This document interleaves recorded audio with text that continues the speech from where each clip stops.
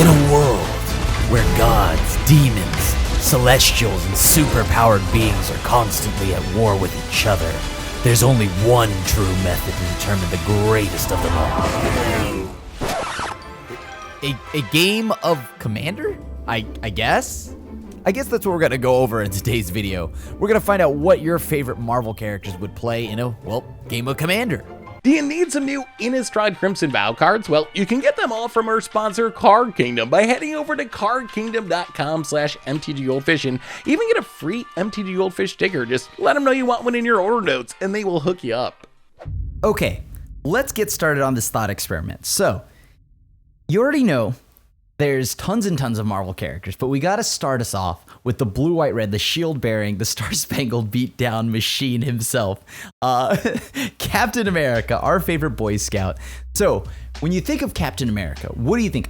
Blue, white, red. So we already have the base there. We know it's going to be Jeskai. Now, there's a ton of Jeskai commanders, but it's important to keep in mind that Cap loves his shield. Now, I know he has his hand-to-hand combat skills, right? So it's not like he's only defensive, but I like to think of Cap as his shield. That's one of his most iconic things for me. So I'm putting shields, I'm putting butts, because that's America's ass, according to Endgame. If you remember that scene, that's not a spoiler. It's been tons of time since then. So naturally, yours truly had to pick with Promicon. I think Promicon Sky Rampart is exactly what I would want for Cap. It's able to get funny with the shield, the wall parts of things, and then on top of that, oh god, can you imagine playing a game of Commander with Cap? It would be hilarious. He'd give unnecessary speeches to rally the whole table up against like the arch enemy, but I'm just thinking about how like unnecessary his speeches are. It's like, did you really need to get us that pumped for us to just, kill the guy that obviously has, like, I don't know, Rhystic Study or is clearly ahead on the board? But whatever, Cap. Give us a motivational speech anyways. And then lastly, I think it's just, he'd be good at honoring his deals. It would be great. It'd probably be hilarious to play with Cap and then also to see what it'd be like to break a deal with Cap. There's no way that we were gonna do this whole list and not have my favorite hero. That's right, Doctor Strange. And of course, with Doctor Strange, don't worry, it's pretty straightforward. I think we know who he'd probably play as a commander. Riku represents everything that is Doctor Strange, right? I mean, he's able to like project tons of copies of himself, copying spells and things like that, just like how you saw in the Dormammu scene where he's just kind of like got him in that loop. Doctor Strange would get his pod in a loop where it's Nexus of Fate 50 times into the sun. This is time. Endless looped time. You cannot do this forever. Actually, I can. This is how things are now. And then, of course, that he would play Krufix, God of Horizons. Why? Because, well, the God of Horizons looks exactly like to represent eternity, right? There's tons of Celestials that Strange meets, and those can all be put in the deck. So lots of Theros things pulled from there and all the constellation arts. But Doctor Strange would have a blinged out deck that would be super trippy to look at, especially with that new secret layer that has the Xander Spilt or whatever, the coin flippy too. So like lots of art there look like hardcore Steve Ditko stuff, so I'm a huge fan of all of that, and naturally I had to take a chunk of this video to shout out to my favorite Sorcerer Supreme. This person probably not as powerful, but severely underrated. That's right, it's your favorite archer, it's Clint Barton, it's Hawkeye.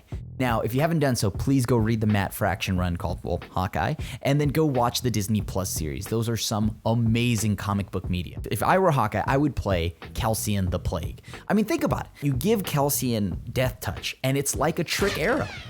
Perfect. Hawkeye's loaded with trick arrows and all the little sweet combat tricks you can get from pumping up this Calcian with like Death Touch, Lifelink, yada yada yada. It just screams Hawkeye, and I think it'd be a lot of fun to see what kind of deck Hawkeye would play. But there's nobody better than Calcian the Plague. And now we are on to the next, well, hero, whatever you want to call him. But he's green, he loves to throw hands, and he's down to smash. That's right, it's Hulk. So, Hulk is easily going to be big, stumpy, green creatures. It's gotta have a lot of fighting. He's gonna have cards like Unnatural Growth, Giant Growth, lots of pump effects, lots of just getting swole and just smorking his way through. I have an army. We have a Hulk. Who better than Gargaros? I think Gargaros would easily be Hulk's commander. You just, that's just the perfect green machine playstyle. So, I just would really make sure that whatever happens out of pod, do not piss off the Hulk, because he will table flip and then some. Who better to have go right after the Hulk than the man who has the Hulk Buster? And of course, that's Iron Man, Tony Stark. Now, Tony Stark is kind of a pretty easy one here. You know he's got to do something with artifacts, right? I think the best commander for Tony got to be Brea. Because no matter what, no matter how fair you try to build that Brea deck, no matter what you try to do, something about artifacts is always going to get broken. No matter what Tony tries to do, something usually does go wrong. Whether it's creating Ultron in the MCU, of course that's normally Hank Pym in the comic books, but for the sake of this, we'll just say he created Ultron. But there's numerous other things that Tony's done, like casually start Civil War. So no matter what Tony does, it always seems to break something. And that screams Brea. Brea's just broken no matter how you try to do it. And you know, also, since it's Tony, Tony's gonna have the blinged out, the most expensive version of every card in his deck. Because, you know, that's just the Tony way. There's numerous things in an artifact deck that Tony would love, right? Like Tony would love the numerous infinite mana combos and the synergies, and like all of that would definitely speak to who Tony Stark is. I feel like Tony would be the one that everybody kills first. like he's gotta be the player that everybody kills first at a pod. So that's why just nobody better than Brea. Of course, you know, the little Thopters and all of that can just be like little armors for like armor wars and things like that too. So all around Brea. I mean, there's discussion for like a few other things, like maybe an Urza deck, but I think I like Brea the most. Last on this list, he's got to be a god. The god of thunder. Thor would be great to have in a pod, because you know he'd be hilarious. You know, no matter what you tell Thor, hey Thor, that deck's not that good, maybe you should do this, that. Doesn't matter. He would still play the deck that he wants. And you know what deck he would play? Asika God Tribal, using the World Tree, which could represent Yggdrasil, and then pulls all gods out. Like, come on, you know there's only one deck for Thor, and it's that. You maybe throw like Nazan's hammer in the deck so that he has his Mjolnir. He's also the guy that I could see spilling mead all over the table's cards, and then slapping you on the back and saying, oh, cheer up, it's just like a Gaia's cradle that I poured mead on. Don't be such a baby. So, he would be a blast to have, a hazard to have, and all around a fun person to have.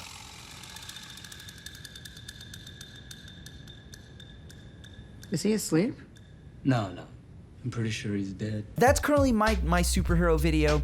I don't know what else you think like some of these commanders, or like what other heroes would probably use for commanders, but I'd love to hear about it in the comment section. These videos are always fun, these thought experiments, because a lot of these thought experiments are what lead into our commander clash videos and our theme decks and stuff like that. So thanks for watching, and hopefully I'll get to do more of this, and I'll see you at the next one. Peace.